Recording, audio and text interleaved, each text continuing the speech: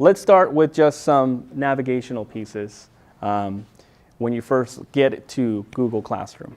So you have the ability to customize a couple of things here, primarily this little picture here. And I thought that was fitting. Passion led us here, right? You're here because you want to learn. You're here because you want to get some new skill sets under your belt and teach your pre-service teacher. So you can change that. At the very top, you've got three things. You've got the stream, which is the main area of content for a classroom. That is where you're posting everything to. So assignments, updates, those kinds of things. Then you've got students. As a teacher, you're able to see the students tab, so you can take a look at your list of students and manage their assignments, submissions, or add students. That's where I had my code. And then you have the About page, and I'll go through that as well. And the About page is interesting because it kind of acts like a repository. It's a place where you can put things that are always going to be static. So you can add links to things, and it can be like your go-to for students, like, oh, I forgot how to share a document with somebody. Oh, go to the About page. There's a link there that gives you a tutorial. So think about it in that sense. Now, I've populated this class with a few activities that incorporate tools that you can use for free outside of Google, but I've merged them into Google, and I can show you how to do that. So in the main activity area, you've got things that are due dates. So you guys already have 3 assignments due today. You joined the class. You already got things you got to do. But you have until midnight. I was nice enough. Okay. And then below it, it shows you topics. Topics in Google Classroom are a way to organize the different types of content that you're sharing with the students. So the way I interpreted it for this classroom, for this example, I made it into different tools. So I made a topic for each one of the tools that you'll be learning about today. So if you wanted to go back, you can go ahead and click on one of those topics, and it'll take you to that area where all those are listed. Okay, so you can use these topics, perhaps ethics or IEPs, 504 plans. You can make different topics and group activities under those topics, so it's easier to filter down through them. So I found that to be very nice. And then you can add more topics. Now, onto the stream. Here is where you're going to see those activities that I posted. So at the very top, you're going to see who posted it. So that's myself. And then you'll see this gray icon here with text inside of it. That's the topic. So like I mentioned over here, I've got topics. It'll tag it right there so you can quickly see what topic that's categorized under. And if I click that, it'll take me to that as well. For me as a teacher, it shows me a little bit different than yours. Let me take a look at your side. Great, so you don't have the option to how many people have done it, how many people have not done it, and how many have returned it. So you already have one student that's ahead of you guys. That's my test student from last night, so he's already done. The due date is listed right underneath that, and then you've got the title, the instructions, and then the actual link that I've posted there. So what I've done for this activity is I've prompted you with a Flipgrid question, okay? And I'll show you that a little bit later, but the Flipgrid question is a video discussion board forum. So you would use video to prompt students and for students to respond, okay? That is outside of Google, but I wanted to show you how you can link it within Google Classroom so that you have all that tied into one place, okay? Now, if we scroll down a little bit further, we've got another activity there, and this is Listenwise reflections. That's the category I put it on there. And Listenwise is a online, free, but you can pay a premium for some other features, but it's an online podcast for education repository. So Listenwise curates podcasts under science, English, current events, and history or social studies. And so on that website, you'll have an option to navigate there. You can find current events it could be from NPR, or it could be from different journalistic podcasts. And the nice thing is that it also gives you prompts that you could ask your students. So what I've done is I've incorporated a lesson from there in here as well. So we'll go through Listenwise. The other piece that I have added in here is Edpuzzle. Edpuzzle is a tool that allows you to create an assessment from a video. So let's say you have a YouTube video of a lecture, or a YouTube video of somebody doing a tutorial of something. You can embed questions throughout the video, and your students can respond to those questions, and it'll assess them on their understanding. You can do multiple choice, or you can do open-ended questions. Okay, so I've embedded that in there as well. And you'll all have an opportunity to take a look at those as students. Along with video, more and more we see video as an opportunity to provide students recurring resources that they can go back to and refer to. And so I found this tool called Streamable. And Streamable allows you to provide a link to YouTube. It lets you crop the beginning and the end of a YouTube video. So maybe you have a 30-minute lecture, but you only really want your students to watch the first 5 minutes or anywhere in between. It lets you crop it, and then lets you download that video at that crop point. So you're able to share that. Now, why that's important in education is you do have rights, but you do have fair use as well. So you're able to use snippets in your lectures. You're able to use some of that in order to provide an educational piece. And so Streamable comes in handy if you find your own resources. Maybe you recorded your own video and you need little snippets of it. You can do that with that tool. And it's all online. It's okay. Yes. Mm-hmm. Yep. Under fair use in education, you can do that. There's a limitation of that. But in education, you can do, I think it's under 10 minutes that you can do some of those videos. Yeah. So on that Streamable one, do you have to be in Google Classroom to use Nope. it? Or you can all these tools are tools that you can use outside of Google Classroom. The reason I've put them in here is so that you can see how you can link activities within Google. Okay. And the nice thing is that each one of these, except for Streamable, but each one of these has a share to Google Classroom icon, which automatically, if you're on their website, let's say it was Edpuzzles, and you created your video and you added a couple questions, and you wanted to add it to your Google Classroom, they have a feature that's embedded that allows you to just directly push it to Google Classroom.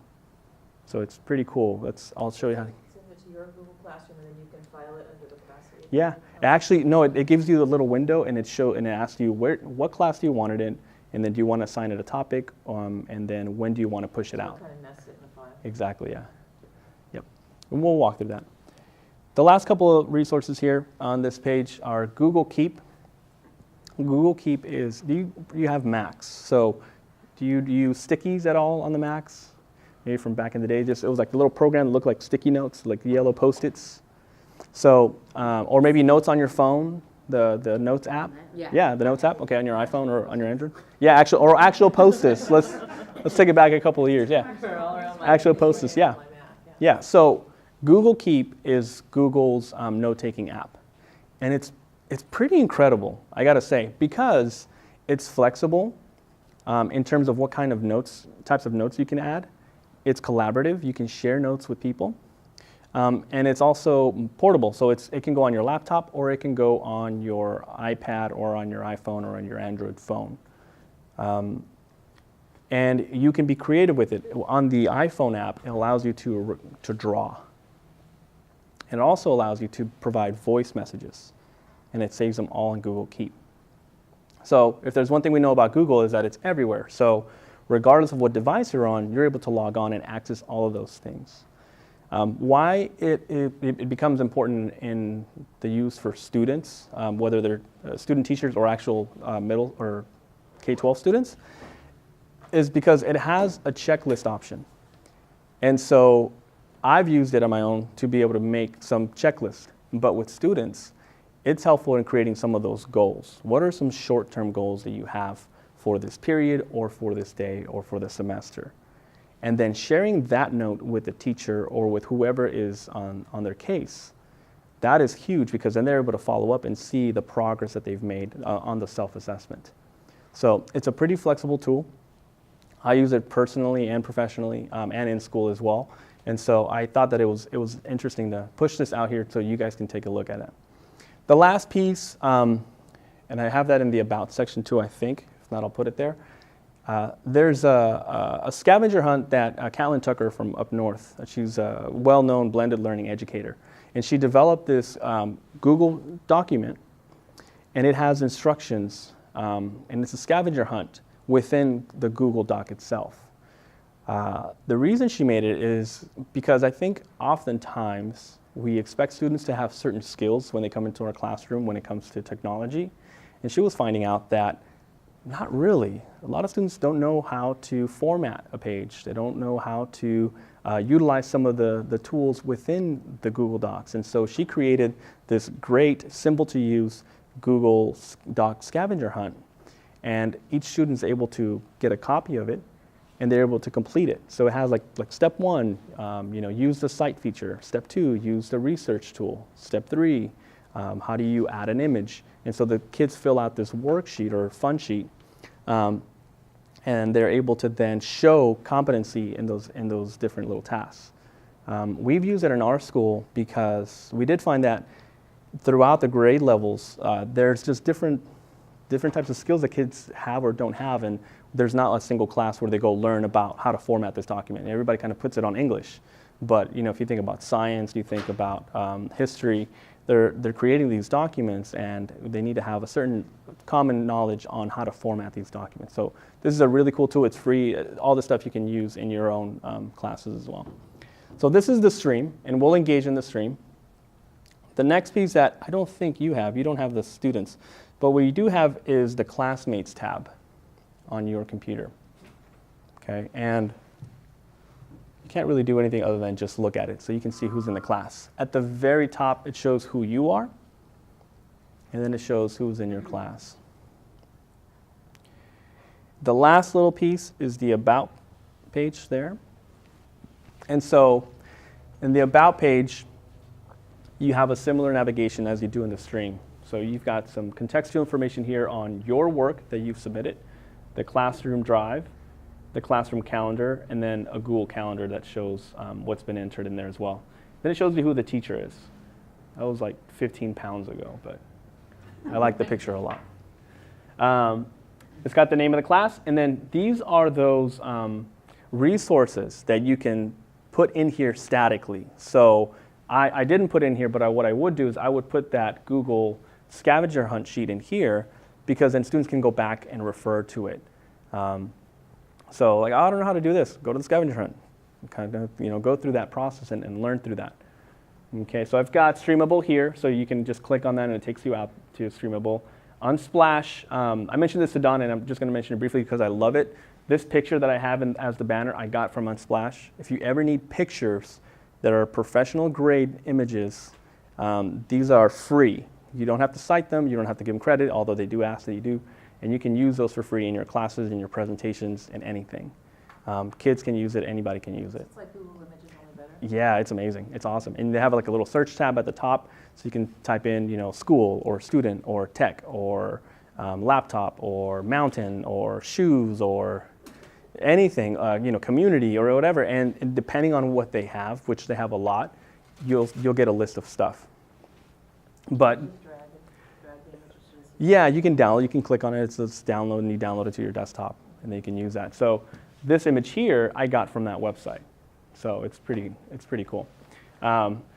So this would be a place where you could use that with your students. I don't know how to find an image. I need to go. Where do I go find a good image?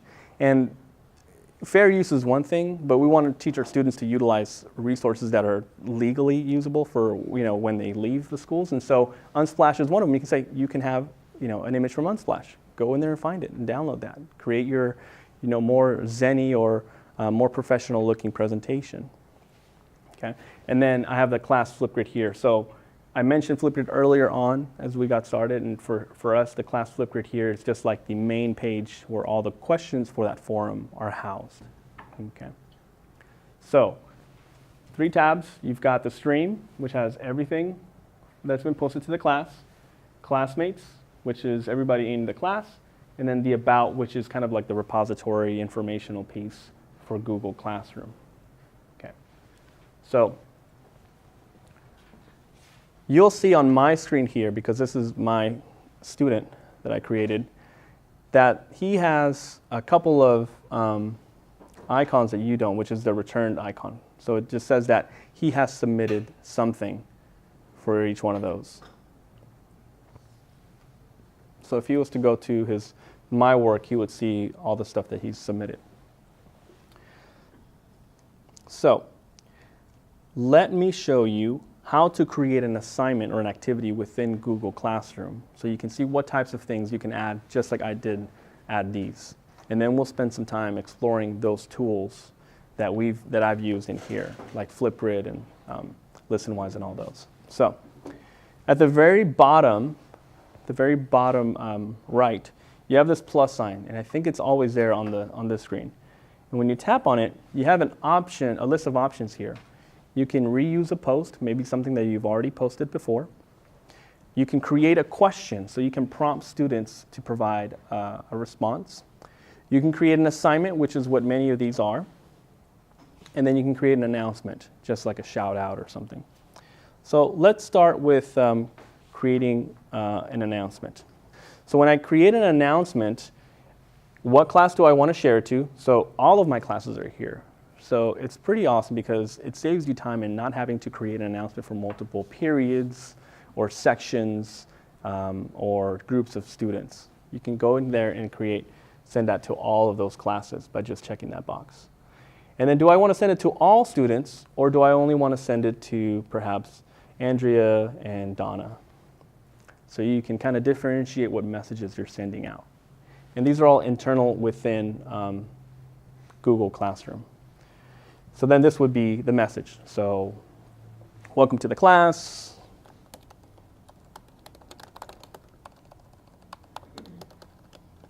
Hope you enjoy the resources. And I have a topic here. So I can say announcements topic perhaps. So if I wanted to ever go back and see all my announcements, I could do that. So I'm going to label this one announcements. In addition to providing a message and a topic, I can attach a file, PDF, audio file, any kind of file. Or I can attach something from my Google Drive. So perhaps it's a Google presentation that goes over the class, the purpose of the class. Or I can attach a YouTube video. So perhaps I have my own YouTube video going over how to navigate Google Classroom or how to use one of those tools, or just an introductory message from myself. And then I can add a link. So I can add a link to the main page or to my website outside or something like that. These icons are always there for the different types of postings that you create. So it's nice because you can attach anything within these types of mediums there. Now I can cancel it, delete it. If I close it, I think it saves it as a draft. Oh, yeah, save as a draft. But next to post, I have a little arrow, and I can post it now, or I can schedule it. So I can say, I know class starts at whatever time. I can schedule it to push out at that point. And it could be the bell work for those teachers that are working in K-12, or it could be a quiz, or it could be something else. And I can save it as a draft. I'm going to go ahead and post it. So now on your screens, you should see the announcement at the top, or what you'll see is this: stream was updated. If you haven't refreshed, it'll prompt you saying something has been updated. And then you can click on that show icon, and it'll refresh the page for you. The reason that's nice is because then you don't have to tell the kids to refresh. You can just, or the pre-service teacher, you can tell them, I've posted something, just check it. Like you'll see something pop up, say, something has changed, show it to me. Okay? And so you should see that there. The next piece that we have, the announcements, are the create assignments, which is what I've created in each one of these little modules. When I create an assignment, it looks very similar to what you just saw in the announcements. What class, to what students, and then the title, right? So let's see. actually we'll do self-reflection.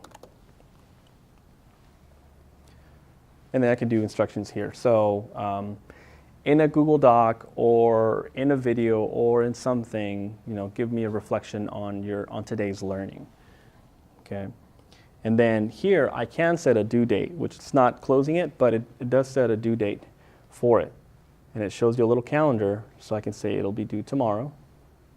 And I can actually define the time as well, right there, by just tapping on it.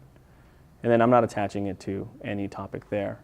I can again link or attach a file, something from my Google Drive as a teacher, or a video or a link. So it could be a template to a document. It could be a link to a YouTube video going over the assignment, or it could be just a PDF that they can download and fill out. Under Assign, I've got a couple of options. I can assign it now, I can schedule it when it's going to get posted, or I can save it as a draft. So now on your side, you should see again, it should say something's changed. Go ahead and show it. Now, what you can do is, as a student, you can open that self-reflection activity, okay? And you have, this is like the submission view. So let's go over this. I see the assignment, I've opened it up. It tells me again the information, when is it due, what is it, who's posted it, and I have a couple of options here. I can add a class comment, which means I don't really understand this, and can I get some help on how I'm supposed to access this? And it'll post it for everybody under the assignment to be able to see it, and somebody else can respond. Underneath that, you've got, so what are you going to be submitting? Okay, so files you add or create can be viewed and edited by your teacher, so the teacher only can see that assignment. Okay. And then mark as done when you turned it in. So interestingly enough, you don't have to submit anything. You can just click mark as done, and it's like it'll show the teacher that you've done something, but there's nothing there. That's interesting, but it also is helpful for maybe it's like bell work. A teacher walked around, saw that you completed it, and they told you, okay, just go ahead and submit it. Click that you did something. So it could be for like a visual completion of a task, okay? And then here, you have the same options as the student. This is the student view, to submit something from your Google Drive, a link, or a file. Okay. And you can also, if you don't have something already created that's already stored, you can go ahead and create a Google Doc, a slide, a sheet, or a drawing. Don't underestimate the drawing. The drawing is a powerful little tool in Google's little toolkit.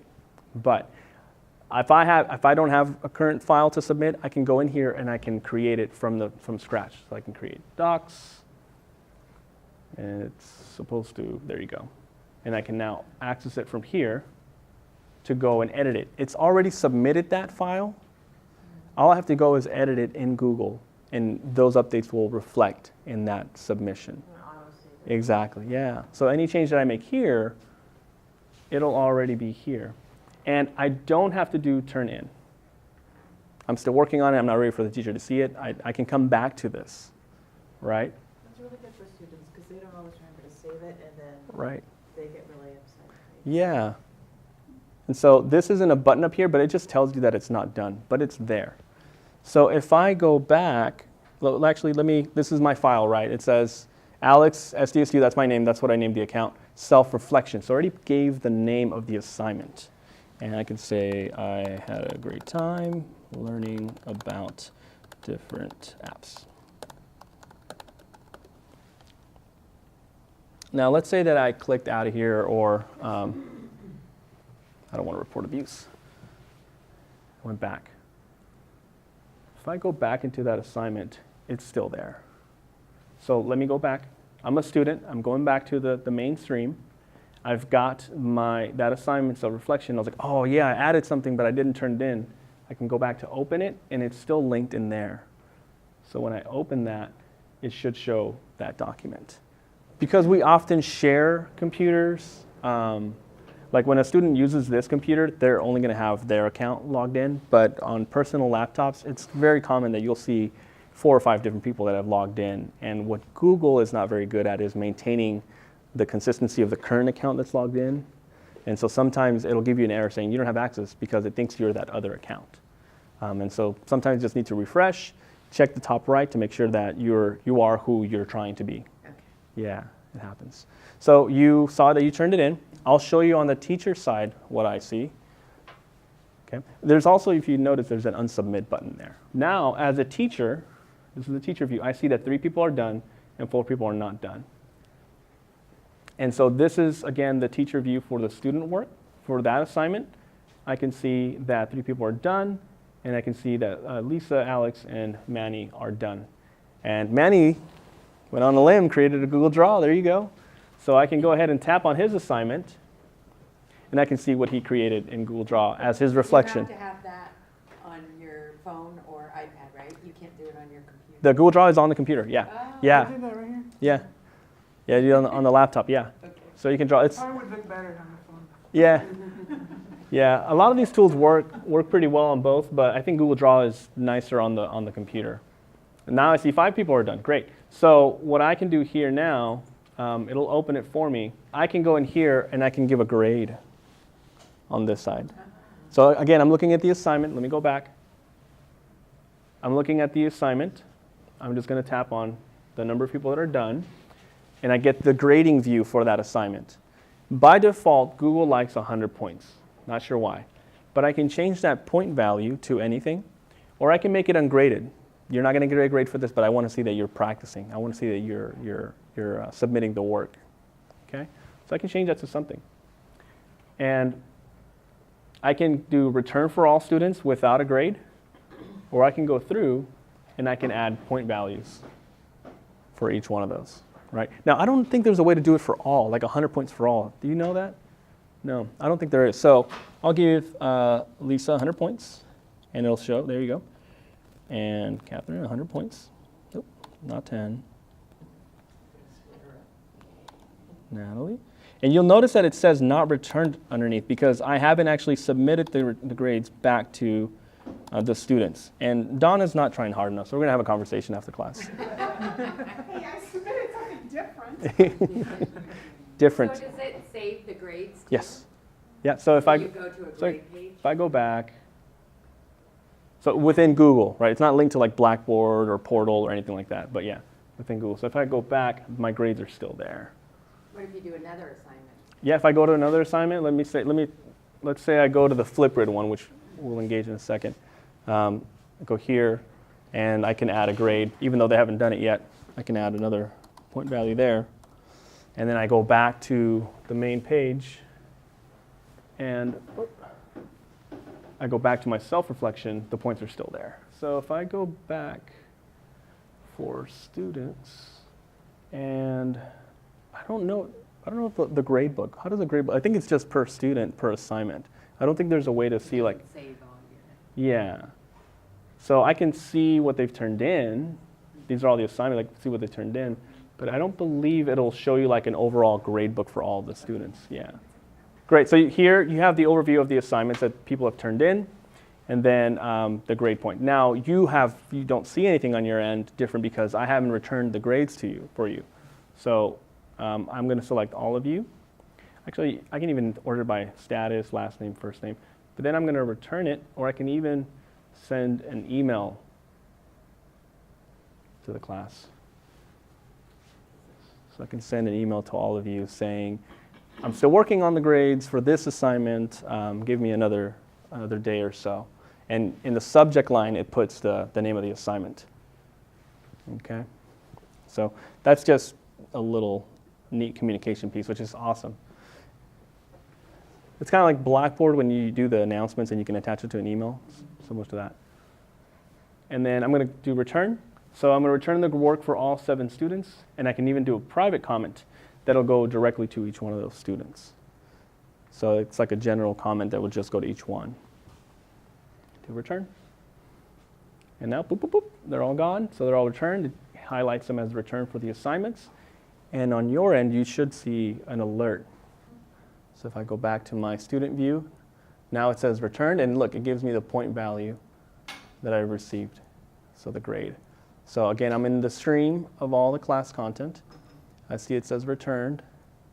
If I open it, now I can see my grade there. I can also, as a student, this is the student view, go to your work, so I can see the overview of the assignments. So as a student, if you go to the About page, and then you click on your work, you'll see that overview there. So I guess without the add-on, this might be the closest that you can get to actually viewing your own individual student submissions. So now let me show you, now we've created that the announcement and an assignment. Oh, let's go back here. Now as a teacher, you can also add a question. So I can prompt you with the question. And I can say, so far, what feature do you like the best? Is this part of the announcements or something different? This is different. This is a question. So if I go ahead and, What's the plus sign? yeah. So as a teacher, if I click the plus sign, we already did an announcement. We just did the assignment that you got graded. And then now if I create a class question, the question can be which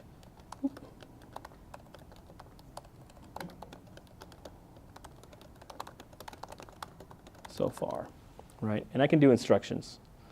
So again, it's like you can embed anything. You can add a file, a Google Doc, or Draw or anything like that, a video or a link. And so you can let something else do the talking for you. You don't have to type out all the instructions in there. And it can be pretty flexible in terms of the media that you're attaching. And then the instructions. So I'm going to go ahead and ask the question. And I can do, students can reply to each other, and students can edit the answer. I can schedule it. I can save it as a draft. So I'll go ahead and click Ask. So on your end, I get the alert that says stream was updated. And this is a little bit different from the other posts because it doesn't have a like a turn in or an open feature, but it does have a type your answer. Take a minute to just look at that question there. Which classroom feature do you like so far? And then go ahead and provide your answer in the bottom. So what I'll do as a teacher, I'll say, I like being able to add videos. I'll just do that. And then I'll click submit.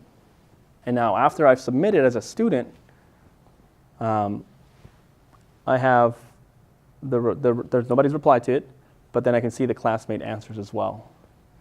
So here, as a student, I can see what everybody has provided as a response. So I like the video feature, I like being able to add videos, which is what I said, and then everything so far.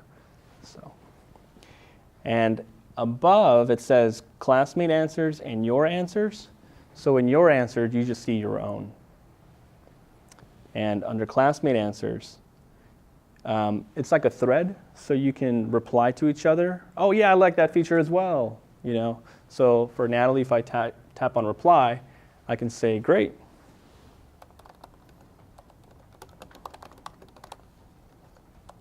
I say glad you like it, and I can click post. There you go. So I see some threading happening. So this is like a quick way to start a conversation with students. And again, it's asynchronous, so they can reply at any point. If I go back to my answer as a student, I can see that I got no love because there's no replies to mine, but it's fine. But that's where you would see a thread there. And you would see a private comment as well. So I can add a private comment between myself, I guess. So as a teacher, I get that same little prompt, right? These little badges that say how many people have done it and who hasn't done it. So I asked a question. I can give you a grade for participating, or I can just go ahead and say ungraded. So yes, update the point value for the assignment, and now you don't get a grade. It's just a participation, class participation piece. All right, so we spent quite a bit of time on the announcements, the assignment, the question, and now reuse post. So if I tap on reuse post, I can go to the class where I've created that post, and I'll see a stream of all the things that I've posted. Okay, so these are all the assignments that I've created. the ones from last night, and then the ones from today. And it shows you the posting date here as well. So you don't want to reinvent the wheel. You want to use something that you've already created. You can do that. And then you can also, let's say I wanted to do that same announcement for welcome to the class, and I want to create a new copy of all attachments. So if I had attached something, it would just make a new copy of it versus using the same one. So let's say I attached a Google form, or I attached a PDF or an image or something, it would make a copy of that and not use the same one. So I can click reuse. It prompts up that post to be able to then just post it or schedule it. And so what you'll see on your end is you'll kind of see a repeat of that post come up. So something has changed, there's that post again. So what I did is I just reposted the announcement from earlier, 20 minutes ago. Okay. So as a teacher, I can go back in here and I can go ahead and delete that. So we've done the posts, the different types of posts for the teacher. You've engaged in them. Now what I want to show you are these other apps that I've used for assignments, so you can see how to actually engage with them. So what we'll do is we'll start with Flipgrid. Okay. Go back in here.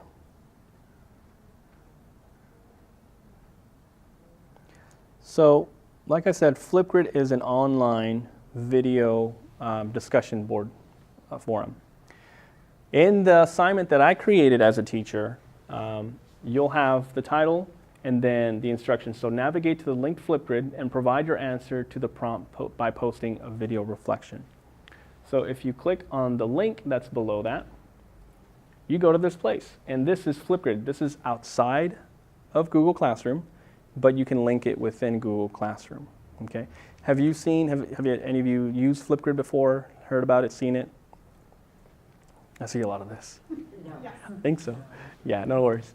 So it's fun, it's interactive, it's asynchronous, and it's all web-based, and you can use it on the phone or you can use it on the laptop as well. I use it here for the two courses, or for EDL 650 that I teach, as a way to provide a forum for students to share their experiences as they're developing their professional development plans for the class, their own learning, their own experiences, and connect with one another. So the conversation doesn't necessarily always have to happen with the teacher. It can happen within the peers. And so that's the way that I've used it at the university level. Cool. So now there's an icon here. This is like an iPhone icon, but in place of that, you can actually add a video of yourself, the teacher asking the question to the students. I just put that there for now. And again, the instructions are below. So in 90 seconds or less, share your thoughts on 2 tech tools that work well together and provide an example of their use in your work. So this is more geared towards teachers that are kind of doing like ed tech stuff. Everything has a join code, but because I've already embedded it in Google Classroom, it already says in here the join code is there for the class. And down here, I have a response.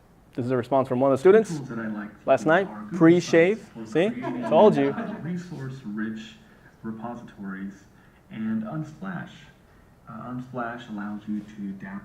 So that's this person's response. Beneath there, I can provide just a little feedback, like, oh, I like that idea, or like, that made me think, or a rocket for some reason, and a guy with cool sunglasses. So it's just like an interactive piece. You know, some students really like that kind of stimulative piece of like, oh, I got a like, or oh, I got a little recognition there. What you'll do is you'll tap on that big green plus sign, okay? And you will probably get this little icon here saying that it needs access to your microphone and your camera. So make sure that you do click allow, so keep an eye out for that. And now it's looking at the ceiling there. And so, again, as a student, you would go ahead and you can click record and it starts recording right away. You can upload a video if perhaps you've filmed a video of yourself on your phone Okay? There's also a sticky here. So if you want some prompting points, like, oh, I'm going to talk about this app, or I'm going to talk about whatever, or here's something I want to make sure I reference. Nobody sees the sticky other than the student recording themselves. So the sticky doesn't stay there. It's just there for note-taking, for preparation. And you'll see that the question pops up again over here. So 90 seconds or less, share your thoughts on a note. So here's what I'll do. I'll go ahead and you'll see the levels of the audio too. That's really important. Oftentimes, students will think they're speaking loudly, but not loudly enough. And so if I get closer to it, see how it goes from soft to ideal. Hello, can you hear me? So you have a microphone that will provide feedback to it. When I click record, 3, 2, 1. Oh, look at my colors off. So I can start recording and saying, I like using Flipgrid along with Google Classroom because it plays well in integration and allows me to get some video feedback. I can click pause and I can think about it, or I can continue to record. So you can pause. It kind of pushes students to think in advance of recording themselves so they can plan it with the script or some of those points, because you can't go back and like edit it. Like you can't cut and crop and all that. You want to make sure that you get them ready. You click the next arrow. Look at my colors off. So I can start recording and saying, I like you. So it plays it back for you. Click next. And then this is where you get that picture. So you smile at the camera. Okay, and this is the fun part.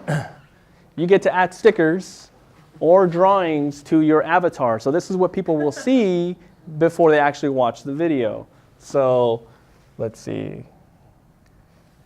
Maybe I had some.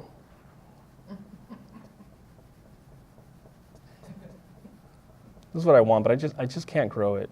It doesn't work that way. Although now we have a baby, so I probably have some whites in here. Stickers, so, who doesn't love these guys?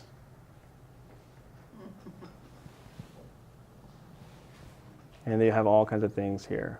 All different icons. I want sunglasses. Oh yeah, they figured these out pretty quickly. This is actually a lot more fun on the Promethean board than it is on the laptop. Okay, so, or I can undo. I don't want any of that stuff. Undo. I just want my monocle. Okay, so it's just some personality pieces. You can make them bigger, smaller. You can trash them. Oh, I do have a dog. Maybe I can add my dog to it. Okay, click the little green arrow. And then it asks them for information. I've set this on my end to require them to enter an email and the name. So Alex.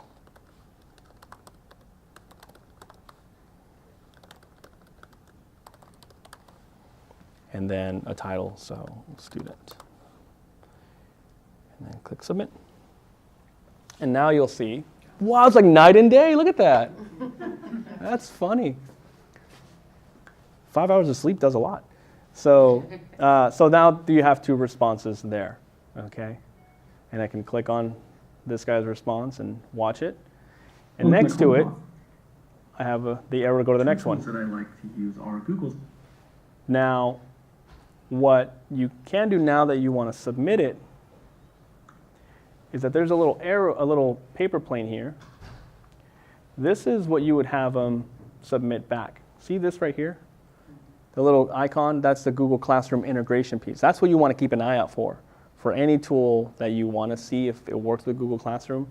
It's either a share arrow or a paper airplane, or it's like the dots with the 2 sprouts and the other 2 dots, like a share icon. It already knows that I'm logged in. I'm going to turn it into that class that we're working in, and then I get to choose the assignment that I want to turn it into. I've already turned in for this assignment, so it won't let me resubmit this way. What it shows me is something that I haven't turned in yet. So there's a Google scavenger hunt assignment. I didn't turn anything to it yet, so that's why it's a list. But if I hadn't turned in my Flipgrid one yet, it would be listed here and it would push it directly to my teacher. That's cool. Yeah, it's pretty neat. So when you go to it, you'll have the option to go ahead and you'll have the class listed, and you'll have this, probably most of the assignments if we haven't turned in most of them. So I've turned that in. I can also embed it. So in Blackboard, I use this to embed the discussion, and students don't have to leave Blackboard at all. They can use it within Blackboard as one of their modules, or a QR code as well to scan. So this is a link that I could email back to my teacher, or I can put on a Google Doc, or I can do anything with it, and it's just a link to the response itself. So you can link directly to that response instead of going to this page, which has everybody's responses. Let's look at some of these. These are pretty awesome. I can't really scroll that way. So there you go. And I thought I was crazy. But look, it caught on. It caught on. See? People love it. I love this one. That's my favorite one. I wish it would keep it, though, on the video. I wish it would keep it. But. So I can look at Kathy's here, and I can say, I love it. She had a great idea, and it made me think. You know, I don't know if that's kind of what they mean.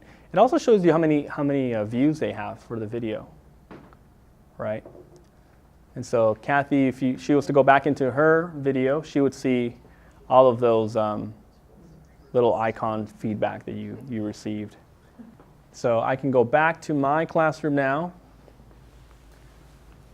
and I see there are a lot more. I can go directly to Andrea's. I'm going to use Flipgrid for student intros And then I can say I loved it. It's great speaking skills there. I'll close it out. And so I can go back to my classroom and I can enter the grades for those that have turned them in. They're graded, so it's pretty cool. What do we think so far about Flipgrid? It's interesting. It's So it there are 4 steps to submit it, though. There was like, it's the airplane, and then you have to attach, and then you have to turn it in. Mhm. So you would go if we start from the beginning, as the student, they would see the assignment. Okay, they would click on the link, or they can do open. Okay, and so I would get to this point. 2 tools that I like. This is the one that I turned in, so it goes to that one. I would add my video, record my video. At the very end, it's going to bring up this same view. Yeah. So you would click that little, paper airplane. And at the very bottom, for Google Classroom specifically, you would tap Google Classroom. So airplane, Google Classroom, choose a class, and you'll see the list of classes that you're enrolled in. Choose assignment. And it'll only list the assignments that you haven't submitted something for. Then you just click go, and it'll turn it in. No, there's an attach after that. Oh, is it? Yeah. Oh, sorry, you're right. And then just click attach. So go and attach. Yep. There's another step. And then you click attach. And then you can close this out, but you can click view assignment, and it'll take you to that. And then turn it in. 7 steps. Yes, now turn it in. Boom. So the one that we're using is free, and I think it got the job done pretty well for our little experiment here. But I'll show you what Flipgrid actually looks like now. So I'm not going to turn anything in there. So again, these are tools that live outside of Google, but you can integrate them into Google. This is that service that I used. And they just made a big push for updating it this year, within the last month, actually.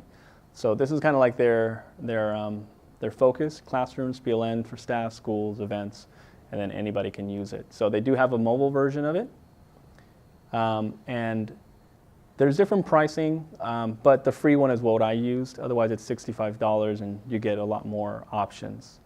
And so this is the teacher grid dashboard, right? So it tells me 20 minutes of engagement so far, people just kind of looking at things, and it kind of has its own calculations for that. And then down here is the question that I created. That's the one that you responded to. I can make it inactive if I don't want anybody else to access it. I can share the grid out if I wanted to, similar to what you saw in Google, to share into Google. And then under actions, I can edit it, I can view the questions inside of it, or I can delete it or duplicate it. So you're allowed 1 grid, which is what this is, per free account. So when I go into that grid, These are, the topics are like the questions. So here's the question that I created, tech integrations. And again, I can freeze it so that people can see it, but they can't respond to it. Or I can make it inactive, which means nobody can access anything that's been there. I can also share it. And again, I can edit the topic, add to discovery, which I'm not going to do that. And then I can move the topic around. So if I go ahead and edit it, here we go. Here are those options for us to kind of lock it down. So the name of the question name, how long is it? So for the free account, you can either do 15 seconds or 1 minute and 30 seconds. But you can see that you can make it all the way down to 5 minutes, which is a long time. Response moderation. So you as a teacher would get the response and you'd have to moderate that before it gets posted to the class. So you'd have to go through that. And then the instructions for the question. So what are you asking them to do? And then the topic status. So yes, it's active, or it's frozen, or it's inactive. And then the dates. So when do I want it to start, and then when do I want it to end? But that's a upgrade feature. So if you wanted to set a time of only within the next hour I want it to be open, or only for this period, you could do that. And then the topic resources, there's that icon that I added. I can delete it and I can add a new one. So I can record a video, so of myself asking the students the questions. So it could have been me instead of that picture of that cell phone. Or I can upload a video. I can find a video on YouTube. I can upload an image, a GIF, or an emoji. And this is all under the free account. So if I record a video, it could be me asking the video to the class. So I could say, let me know which app you think is the most interesting so far. And I can pause it. I can send it. Let me know which app you think is... And I can take a picture again. And I can do all this fun stuff that we've already done, right? And so under the Flipgrid, I need to save it. Sorry. Update topic. Now it's me asking the question versus just that icon. So I wanted to show you that piece. So if you were using this outside of Google Classroom, you would just copy the link and send it out as an announcement on Blackboard? Yeah, on Blackboard. Or what I do is I embed it. So I know we're... Is unique link like a YouTube video because unique link specific? Yes, to that, yeah. So again, we're on the teacher side. I added my video, right? Let me go back a step. Here's the question I created. I'm going to go back and edit it. Okay, and we were down here. There's my resource, which it kind of sucks because you can only add one resource. You can't add like multiples, but that's okay. I can do an attachment. So the attachment is simply like I provided you with the class code to Google in here. So let's say we didn't even start with Google Classroom. I would say, I want you to join this class through this assignment. That's what you could do. So that's what I added there. And then response feature. So do you want them to have access to the drawings and to the stickers or not? Do you want them to be able to get feedback through the emoji responses that you had at the bottom? Or only likes or none? And then response. So allow students to add a link to the video. Links can be public or visible, so you can make this private or none. And then response title, allow students to add a title for their response. Replies to responses. So this is only available in the premium, but what you could do if you enable this is, let's say Manny posted his response, you could then go respond to his video directly. And it would be like a threaded discussion of video versus one grid with all the questions. This comes in handy, especially in the courses that I teach, because I ask them to respond to one another. And so it'll show me their main the main response, and then who has responded to them and their videos. And then again, here's the option to require email for response. So I can turn that off. I don't need your emails, perhaps. And then video views. This could be just interesting data for the students. Really like, ooh, how many people have seen my videos? Or you can go in there and see, oh, how come nobody's responded to this one? This gives you a little bit more of metrics. And then there's basic feedback for the teacher end of what kind of feedback you can give them within Flipgrid. So I'll update that topic there. And here is the question. This is the teacher view, and here are all the video responses. So this is a different view from the one that you saw, because now this is the teacher view for Flipgrid. So if you weren't using Google Classroom or Blackboard, you were just using this outside of that, this is the view that you would have. So you would be able to see the question or the resource, and then the responses that you've received. So each one of these has a unique link. So you'll see it says link, and then it says their code. So if I click on that, it takes me directly to that video. The date, and then maybe I want to hide Andrea's response for some reason. Maybe it wasn't ready. She was inappropriate. You know, that back table, I tell you. So It's kind of like you're previewing it before the rest of the students see it. if we had moderation on, yeah. But even after the fact, let's say you didn't have moderation on, you would still get this view here. This is Before they were posted or not? Or if you do moderation, yes, yeah. If you don't do moderation, you would still see this anyways. okay, And then you can share the response. So again, this is very similar to those icons that we saw when we're sharing out to Google. And then I have the ability to edit the response, the specific one, download the response. So you can download the video. We have found that this is really interesting, especially when we're showing progress of students, because they're practicing presentation skills, language, all those different types of skills. So this is great to have as a catalog of their progress from the beginning of the year to semester to the end of the year. And then I can go ahead. So if I edit a response, I can change your name. I can change your email. So I can make some of those edits there. So now, to provide feedback to Andrea, I click on it. And this looks very similar down here to the Flipgrid website where I was able to click on those. But I have this additional layer of feedback that I can do. So provide feedback on the performance. So it's a 5-point rubric, so I can do 5. And her ideas were great. And she'll get that feedback. And I can even type out something out. I love your response. Thank you for participating. Next to that, I have details. So I can edit this again if I don't want to display her response, or I do. If there were responses, that I could see them here.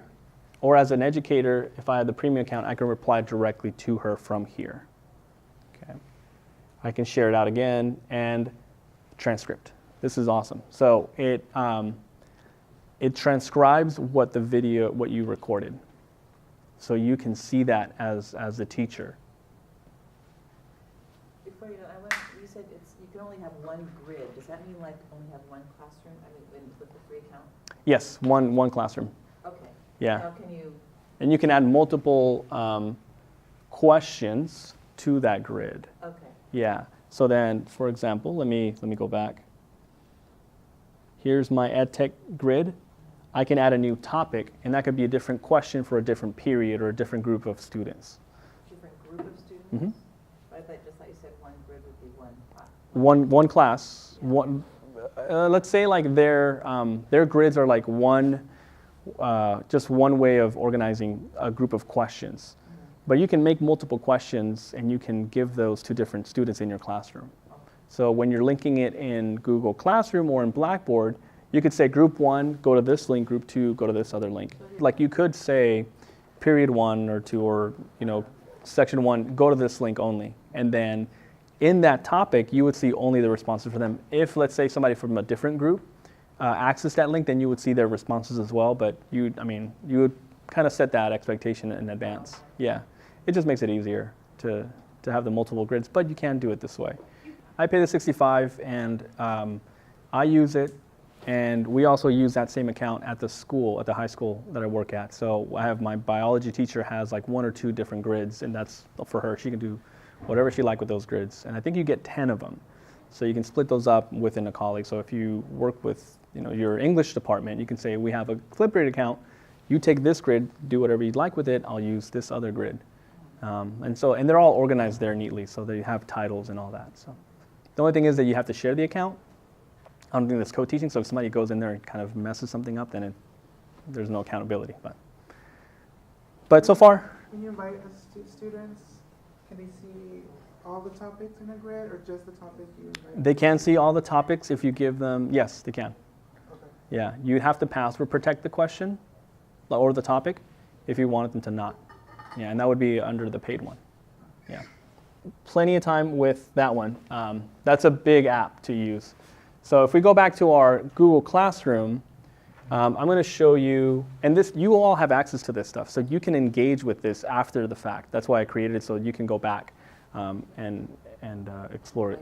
Yeah, exactly. At least, if anything, you can see the link and you can see the example of what an activity could look like.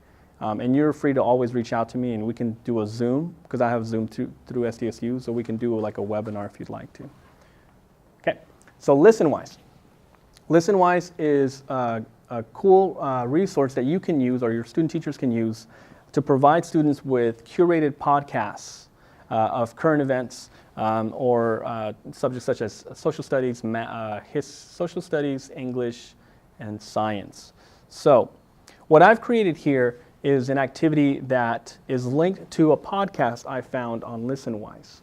Okay, and I asked that you listen to the podcast and then reflect by doing a Google Draw that I've linked in here already. But I'll show you Listenwise. Okay? And so Listenwise, I'll show you the main website, is also free or paid with the premium options. And so what it has here are current events, ELA, science, and social studies.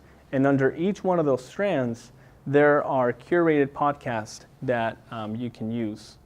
So let's say I take a look at Lincoln's Gettysburg Address. Okay. It's going to ask you to join. So you log in with the free account. Let me go ahead and log in. You can always use Google. That's always the go-to with a lot of these services. And so now I'm logged in, and it's essentially like an overview of a lesson that you can use in your class. So it gives you an overview of what the podcast is about. It gives you a language challenge, so a level of the language that is used in the podcast. You can favorite it. So in Listenwise, in your account, you can have a list of your favorite podcast. You can share the audio out. Look, there's a link to Google. So you can link it directly to Google Classroom. Okay. And then below that, you have the actual podcast. 150 years ago today, President Abraham Lincoln. Okay. So this one is sourced from NPR from a few years ago, but they update them quite frequently. And sometimes what they do is they'll go back and then they find something like, oh, this would be a great one to have, and they post it, but they do cite the year. So you know how recent it is. Beneath that, you have original and slower. So if you pay for it, you can have the slower text or reading of the podcast. And then you have these awesome resources here. So listening comprehension questions based on the podcast. Okay, so it prompts you with some. The way I use these in Google Classroom is I post these in that Google Draw or a Google Doc and have students respond back to them. So I use these same questions. Discussion themes. So you can have these discussion themes could be a part of your Flipgrid.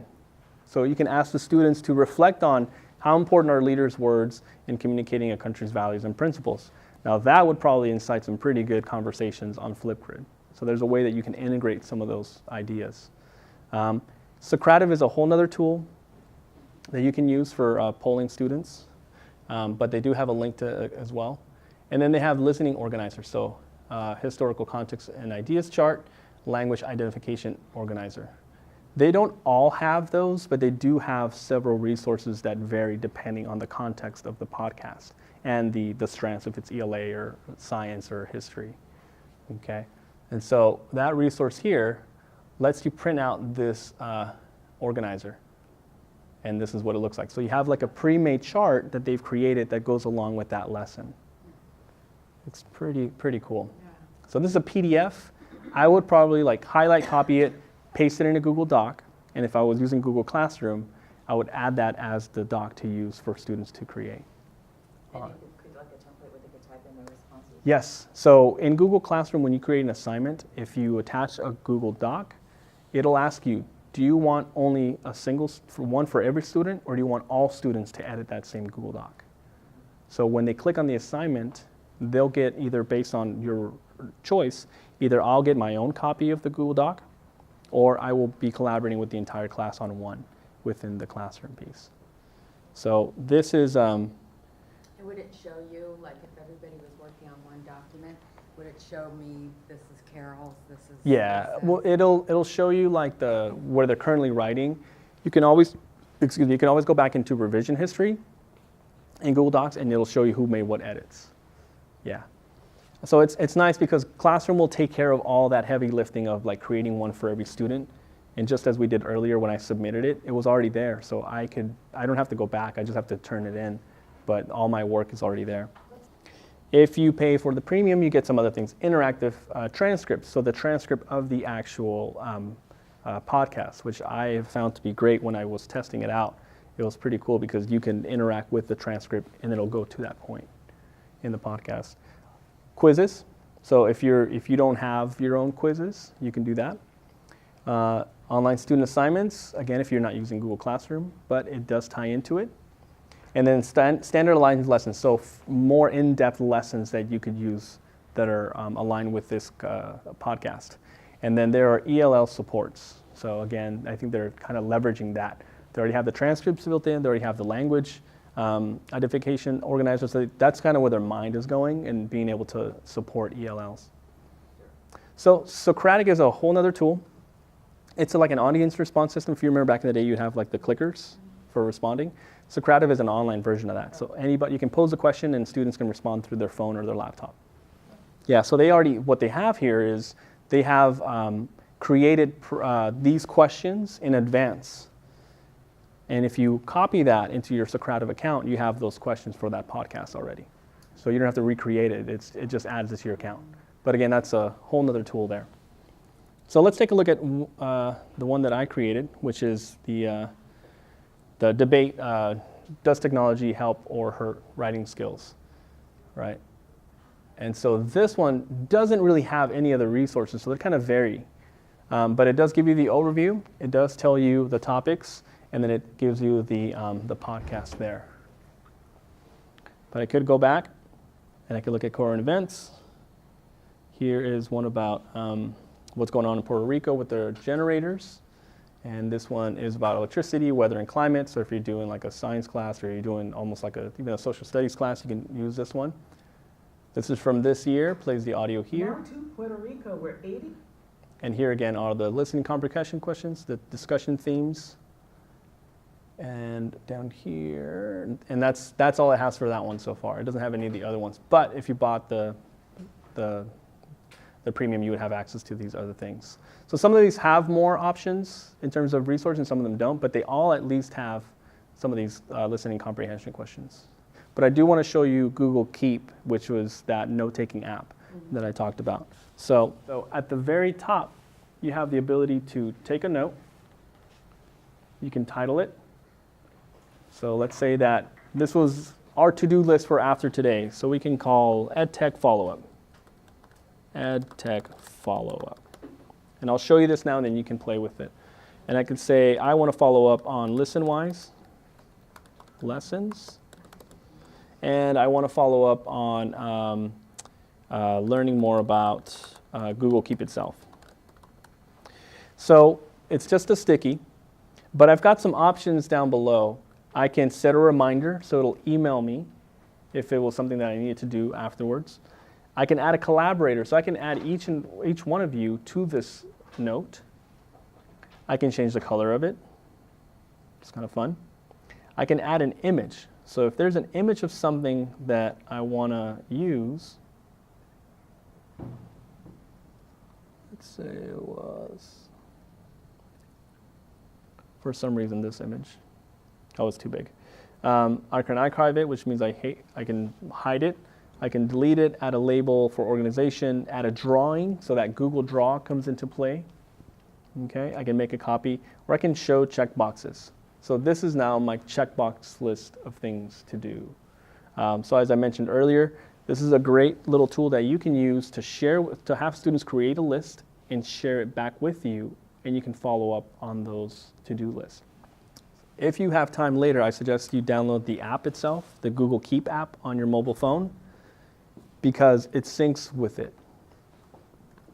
I would suggest that afterwards only because it takes the time to download the app and log in and do all that stuff. But once you have the app and you log in, you would have access to all of these different notes that you've created on the laptop or vice versa on the phone itself. So feel free to use this. There's the app downloads button down here where you can go ahead and actually get the Chrome extension, the iPhone or iPad app, or for the Android, and it'll take you directly to where to download that app. It's super powerful. I mean, not only just for like shopping lists, but just being able to communicate with students back and forth that way is pretty, and it's simple enough. And it's on their phone, so it's almost a little easier if you have them share that note with you, and then you can use that to follow up.